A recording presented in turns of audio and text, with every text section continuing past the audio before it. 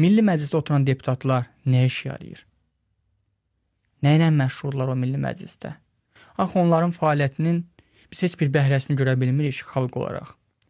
İstərdim ki, bu sualı elə Milli Məclisin deputatı Fazil Mustafaya və digərlərinə verim. Görək onlar Milli Məclisdə niyə oturublar? Hazırda Fazil Mustafaya zəng edirəm. Görək Fazil Mustafa bizim sualımızı cavablaya biləcəkmi? Getdik. Alo, Fazil müəllim salam. Salam. Fazil müəllim, bir sualımız var. Deputatlar Milli Məclisdə nə iş yarayırlar? Kimsiniz siz? Məhəmməd Mirzəli. Əvvəla bir anormal olmayan, ağlı başında olan adam ikinci soruşur ki, sizin suala cavab verməyə vaxtınız var, yox.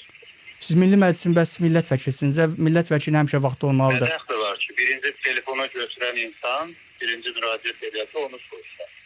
Əgər o tərbiyəniz yoxdursa, başqasına zəng. Fazil müəllim, bizim o tərbiyəmiz var ona qədər.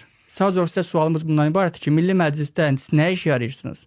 Axı siz millət vəkilisiniz, söndürdü. Necə olur ki, bəs siz ayda 7.000, 8.000 manat pul apiyə bilirsiniz, vətəndaşın bu sualını cavablandıra bilmirsiniz? Sən atan da ay Fazil, ambank açdırmışdı özünə Naxçıvanda. Sən atanın ləqəbini bütün Naxçıvanlılar yaxşı bilir. Am Qəzənfər. Bu niyə danırsan ki sən? Sən deyildin Milli Məclisdə mənasız söhbətlər eləyən. Hə? Ay atasının adı Am Qəzənfər olan Fazil Mustafa.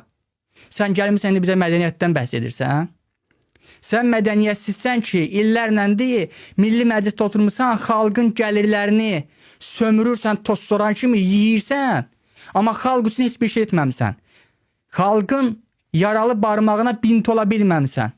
İndi gəlmirsən burada mədəniyyət bizə baş sarırsan, mədəniyyət dərsi keçsən. Sən özünə mədəniyyət dərsi keçmək lazımdır.